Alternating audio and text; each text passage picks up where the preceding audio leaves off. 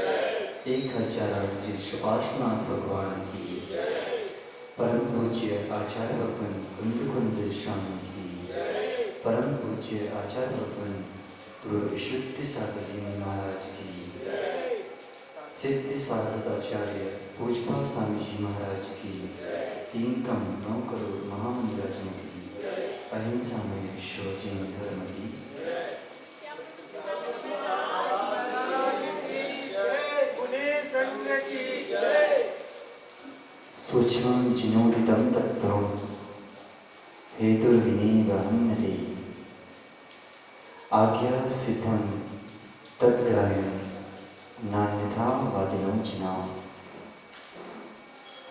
भगवान जिनेंद्र की जो तत्व है वे अति सूक्ष्म है, किसी हेतु के द्वारा खंडित नहीं किए जा सकते। इसलिए हे भक्त्यात्मना, आप सभी इन्हें आज्ञा सिद्ध मानकर स्वीकार करो, क्योंकि जिनेंद्र देव अन्यथावादी नहीं होते। जब भी ये आत्मा परमात्मा दशा को प्राप्त होगी, जिन देशना ही सहकारी कारण बनेगी। पूर्व श्लोक में आचार्य भगवान पूजपा स्वामी ने कहा, जब भी परमात्मा बनेंगे तो स्वयं ही बनेंगे, लेकिन सुयोग, सुकाल, स्वभाव, सुचित्र मिलने पर फिर शिष्य के मन में जिज्ञासा उत्पन्न हुई कि भगवान जब सुकाल, सुचित्र, स्वभाव और स्वक्षेत्र मिलने पर ही जब परमात्मा बनते हैं तो व्यर्थ में ही व्रतादि अनुष्ठान क्यों किए जाएं, तपस्या क्यों की जाए, व्यर्थ में ही आत्मा को कष्ट क्यों दिया जाए। तो समाधान करते हुए आचार्य भगवान कह रहे हैं, ग्रंथ हो तो उच्चारण करें, ना हो सुने। वरम वृत्ते पदम दैवम ना वृत्ते वतनारकम छाया तपस्थयोर्भेदा प्रतिपालयतो महान्। यहाँ भगवान कह रहे हैं कि वरम व्रते पदम देवम, व्रतों के द्वारा दैव पद पाना श्रेष्ठ है। अव्रत यानी अव्रत से नरक में उत्पन्न होना श्रेष्ठ नहीं है। जैसे छाया और धूप में रहने वाले में महान अंतर होता है, ऐसे ही व्रताचरण और पापाचरण करने वाले में अंतर पाया जाता है। गुड्डू भैया, हमको समझना है। शिष्य कई प्रकार की जिज्ञासाएं करते हैं, लेकिन ये निश्चित है, जिज्ञासा है तो समाधान निश्चित होगा। तो यहाँ पर जब बात आ रही है कि छाया क्या है और धूप क्या है, समझना। जीव एक मार्ग में जा रहा है, चलते चलते वैसे मार्ग पर पहुंच गया जहाँ बहुत धूप है, कोई स्थान नहीं, लेकिन एक उसको वृक्ष दिखा जहाँ पर छाया थी और वह उस छाया में बैठ गया। साथ में दो व्यक्ति थे, मनीष भैया और श्रेयांश। दोनों व्यक्ति हैं, एक व्रती है एक अव्रती है। लेकिन श्रेयांश भैया ने क्या किया, वो वृक्ष की छाया में जाकर बैठ गए और मनीष भैया क्या करते हैं, धूप में खड़े हुए सीख रहे हैं। लेकिन उनका लक्ष्य क्या है? लक्ष्य पर ध्यान रखना। हमारा लक्ष्य परमात्मा दशा प्राप्त करना है, लेकिन जब तक हमें वह दशा प्राप्त नहीं होती तब तक क्या करना है, हमें उस छाया में रहना है। आप दोनों शिखर जी की वंदना करने जा रहे थे, लेकिन रास्ते में बहुत धूप पड़ी, वृक्ष सामने खड़ा है, तो आपने क्या किया कि छाया में जाकर बैठ गए, जिससे कुछ समय तो शांति मिलेगी। लेकिन दूसरा व्यक्ति धूप में खड़ा है, क्योंकि उसे विवेक नहीं है कि छाया में शांति मिलेगी और उसका लक्ष्य है शिखर जी पहुंचने का। तो छाया यहाँ पर जब आप वृक्ष के नीचे बैठते हैं तो छाया आपको शांति देती कि नहीं देती? कि नहीं देती है, लेकिन धूप में तपन होती है, लगता है कब धूप चली जाए। तो हमें समझना है कि छाया उन व्रतों के तुल्य है जो हमें स्वर्ग और मुक्ति का साधन बनती है। लेकिन व्यक्ति पापाचरण करता है, लेकिन उसे भान नहीं कि इससे दुख होगा। इतना आनंद मनाता है किसमें? पापाचरण में। पांचों इंद्रियों की भोग भोगता है, इंद्रियों के रस लेता है, लेकिन उसे ध्यान नहीं कि मैं इससे दुखी हो जाऊंगा। आपने व्रत धारण क्यों किए श्रेयांश भैया? दिखाने के लिए नहीं। आपने समझा है कि इन व्रतों को पालन करने से हमें सुख मिलेगा, लेकिन वो सुख यथार्थ सुख नहीं है। इस पर दृष्टि होना चाहिए। क्या दृष्टि है? क्या दृष्टि है? हम लक्ष्य पर नहीं पहुंच पा रहे, कम से कम उस छाया में तो बच जाएं, कि हम उस धूप से बच जाएं, कि हमको जो धूप लग रही है पाप की, उससे हमें कष्ट ना हो, इसलिए हम छाया में बैठे हैं। लेकिन हमारा लक्ष्य क्या है? मोक्ष प्राप्त करना है। व्रत धारण किए क्यों? कि हम मोक्ष जाएं। आचार्य भगवंतों ने लिखा है, जो व्रत धारण करता है फिर वह संस्कार डालता है कि हम महाव्रती बने। और महाव्रती क्यों बने? कि हम यथार्थ चैत्य को प्राप्त करें, जिससे कभी भी संसार में ना आना पड़े। समाधि तंत्र में आचार्य भगवान लिखते हैं कि अव्रती को व्रती बनना चाहिए और व्रती को ज्ञान में लीन हो जाना चाहिए, और ज्ञान में लीन हुआ व्यक्ति क्या होगा? परमात्म दशा को प्राप्त कर लेता है। ज्ञान मतलब सामान्य ज्ञान नहीं, आत्मज्ञान में लीन होने वाला व्यक्ति ही परमात्म दशा को प्राप्त करता है। अंश, अगर व्रत के थोड़े से भी अंश आपके भीतर आ गए तो निश्चित मानना कल्याण हो जाएगा, क्योंकि भवन बहुत दूर है। कौन सा भवन? सिद्ध सला का भवन बहुत दूर है आनंद भैया। लेकिन व्रत में आनंद किसको आएगा? जो सम्यक दृष्टि होगा। व्रत वे नहीं लेते जो मिथ्या दृष्टि है, व्रत वे लेते हैं जो सम्यक दृष्टि होते हैं। और वो लोग भी अज्ञानी हैं जो व्रत की अवहेलना करते हैं। आपने कथा पढ़ी होगी रविव्रत की। सेठ ने क्या कहा था? व्रत वे करें जो घास खोद सिर पर है। पढ़ा? और उस व्रत की अवहेलना के प्रभाव से क्या हुआ? उस व्यक्ति को वही कार्य करना पड़ा। क्या? सब उसका धन दौलत नष्ट हो गई। बाद में उसने कार्य क्या किया? वही घास खोदने का कार्य किया। अर्थात जैसे हम भाव करते हैं वैसा द्रव्य कर्म आकर बंध जाता है। इसलिए व्रत की अवहेलना मत करना। व्रत छाया तुल्य हैं, शीतलता प्रदान करते हैं। एक व्रत भी अगर आपने निश्चित रूप से पालन कर लिया तो मानना कल्याण हो जाएगा, क्योंकि कहते हैं छोटे छोटे नियम बड़े हो जाते हैं। आज आपके समक्ष ही साक्षात उदाहरण है। एक बार हमने आदित्य सागर महाराज से पूछा था कि आप यहाँ कैसे आ गए? तो महाराज जी कहते थे कि महाराज जी 10 बजे पूजा करने गए और बाहर आए तो आलू खाना चालू कर दिया, समोसे कचौड़ी खाना चालू कर दिया। लेकिन आचार्य भगवान के समक्ष पहुंचे, पिताजी ने जबरदस्ती भेज दिया कि जाओ दर्शन करके तो आओ। लेकिन बेमन गए थे।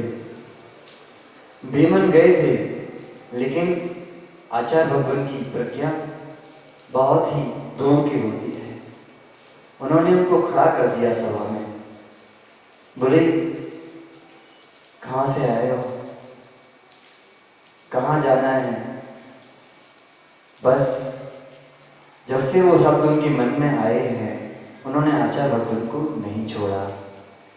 वो प्रज्ञा आचार्य भगवान की उनके दिल में रह गई और उनके भाव परिवर्तित हो गए। जो अपनी दादी को छोड़ने आए थे वो स्वयं आचार्य भगवान के चरणों में आ गए। अब प्रभाव क्या हुआ? छोटे से छोटे व्रतों का पालन करना प्रारंभ कर दिया कि अब नित्य नियम चालू कर दिए, व्रत लेना चालू कर दिया। और 2008 में उन्होंने कहा कि हमको आपकी शरण में रहना है, और शरण प्राप्त की। तो आज आदित्य सागर आपके सामने है कि नहीं? सहज सागर सामने है कि नहीं? और अपरमित सागर साथ में है कि नहीं? ये व्रत का प्रभाव है। आप भी अगर छोटे छोटे नियम लेंगे, आपने 2 प्रतिमा धारण की, ये प्रतिमाएं आपको निश्चित रूप से महाव्रती बनाएंगी। ध्यान रखना, हमारे छोटे नियम ही हमको बड़े बनाएंगे, क्योंकि जन्म से कोई व्रत धारण नहीं करता, उसकी संस्कार सामने आते हैं। देवेंद्र भैया, ये ध्यान रखना, आप नियमधारी नहीं हैं, लेकिन गुरुओं की सेवा करते कि नहीं? जो आज आप सेवा कर रहे हैं, सुबह से 6 बजे से आते हैं, शौच के लिए ले जाते हैं, फिर वापस आते हैं, आपने पिछी कमंडल उठाया कि नहीं? पूर्व में तो उठाया होगा, लेकिन आज कमंडल उठा रहे हैं तो संस्कार काम में आए कि नहीं? तो आज जो संस्कार डालेंगे भविष्य में आपको यही मुनिराज के रूप में आप स्वयं दिखेंगे।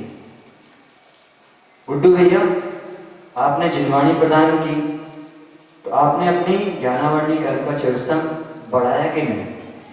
बढ़ाया है। तो हमें व्रत धारण करने हैं। किस लिए? किस लिए? कि हमारा कल्याण हो, हमारा कल्याण हो। तो यहाँ पर बात इतनी है कि हम जो भी व्रत धारण करते हैं उनको निरतिचार पालन करें। यदि वह व्रत भंग हो गया तो आचार्य भगवान लिखते हैं कि प्राणंते न भक्तव्यम गुरु साक्षी स्तंभटम प्राणंते तक्षण दुखम व्रत भंगो भगे। आचार्य भगवान कह रहे हैं यदि प्राण का वियोग होगा तो तक्षण दुख होगा, लेकिन जिसने व्रत धारण करके व्रत भंग किया है वह भव भव में दुख को प्राप्त होगा। इसलिए व्रत तो धारण करना, लेकिन व्रत भंग के भाव नहीं आना चाहिए। आपको एक कथा से जोड़ रहा हूं, सभी ने सुनी होगी, विदित है। अहिंसा व्रत पालन करने वाला यमदंड नाम का एक चांडाल हुआ।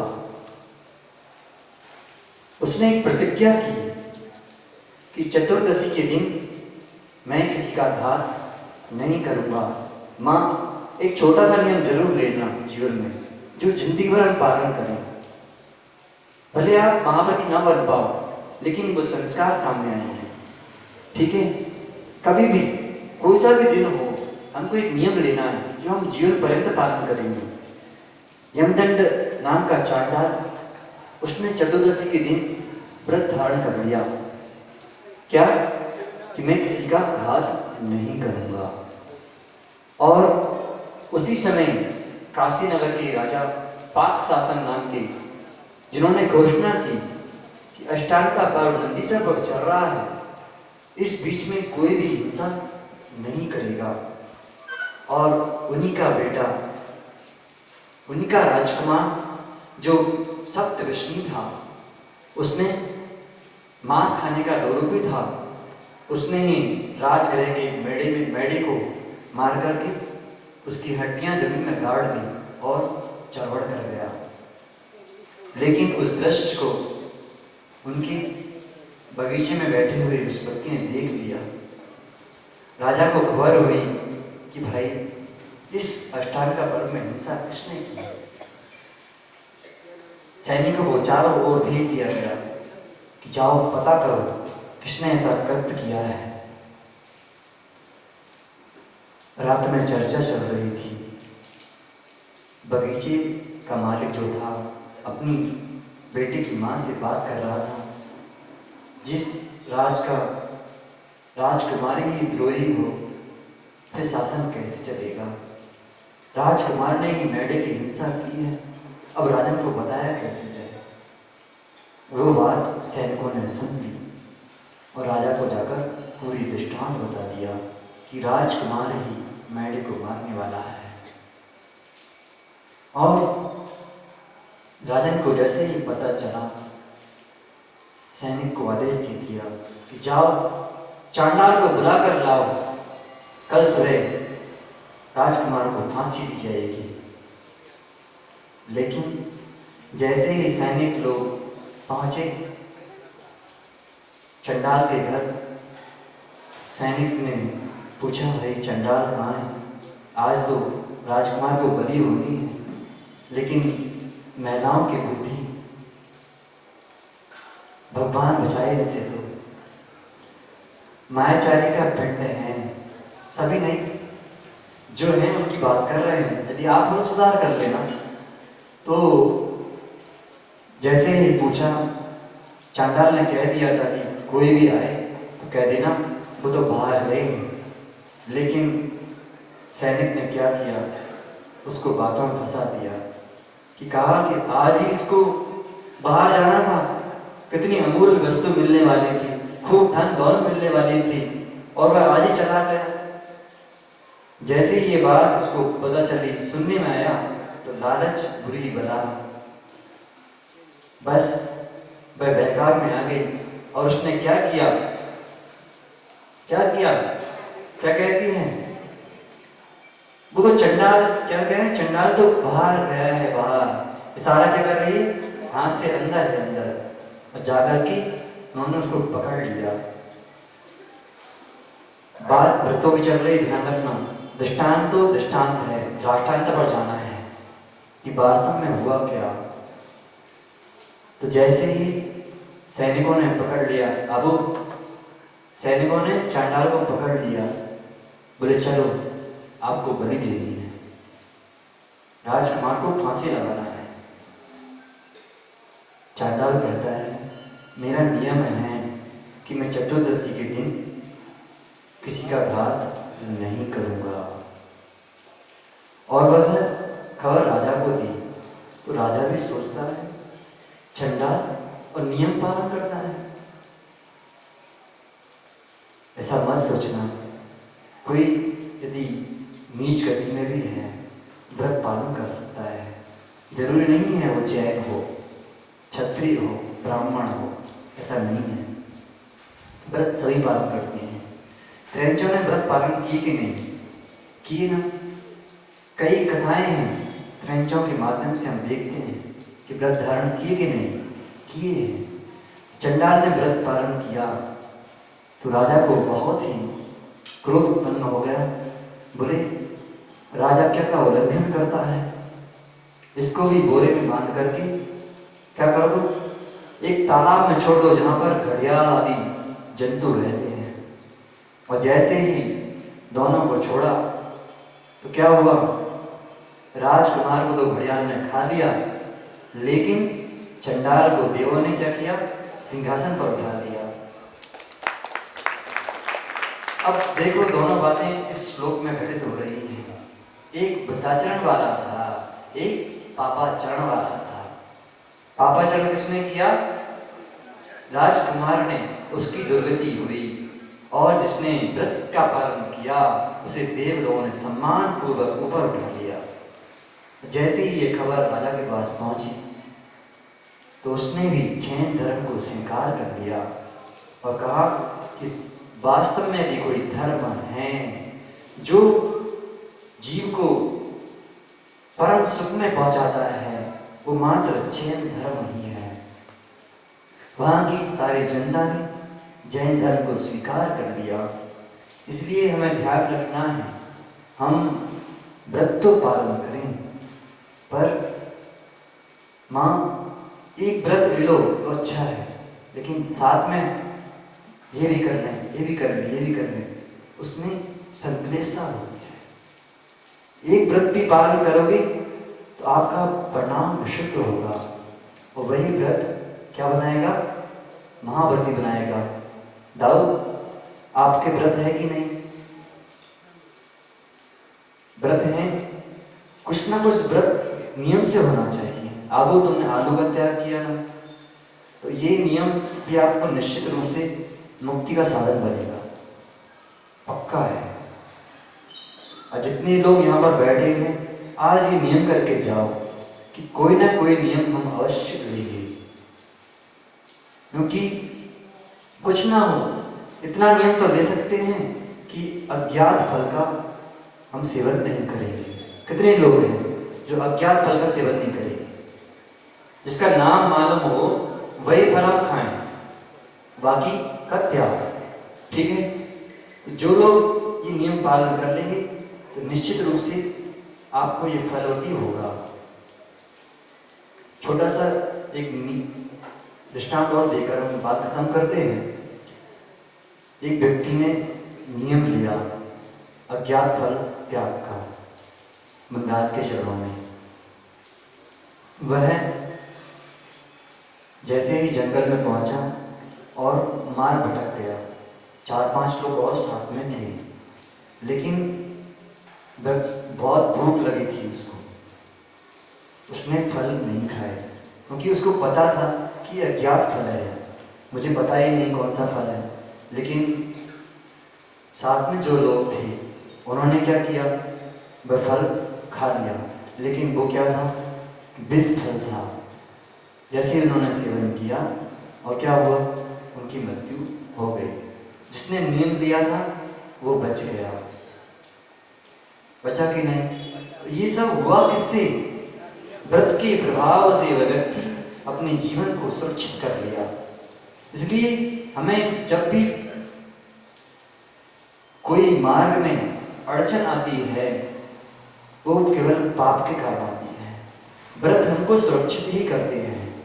हम सोचते हैं महाराज के पास आएंगे हमें कोई ना कोई नियम दिला देंगे, नियम नहीं दिलाते, आपकी रक्षा करते हैं।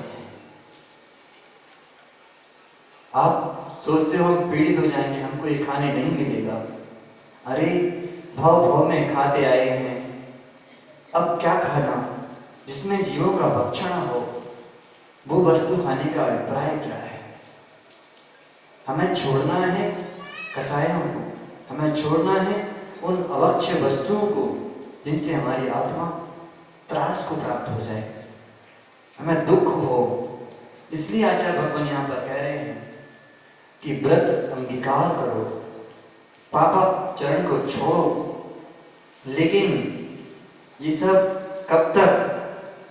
जब तक हम उस शुद्ध अवस्था को प्राप्त ना हो जाए तब तक ये व्रताचरण करना, क्योंकि हमारा लक्ष्य एक ही है, शुद्ध उपयोग की प्राप्ति।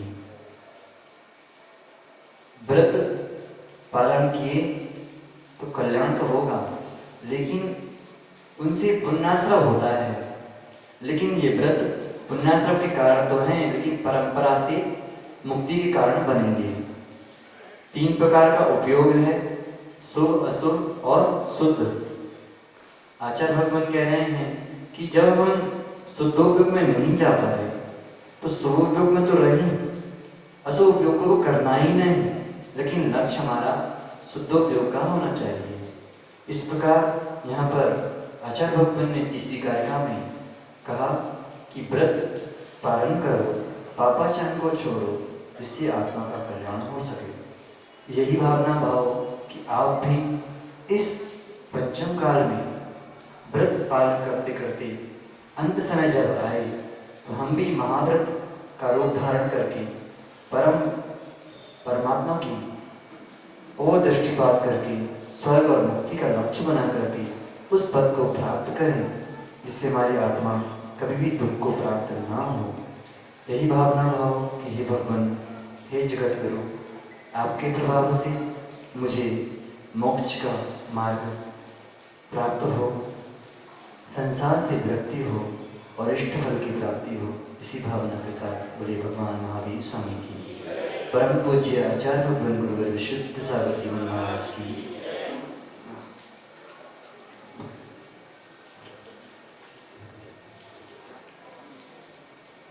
अभी हमारे बीच में परम पूज्य मुनि श्री ने व्रत और संयम नियम के बारे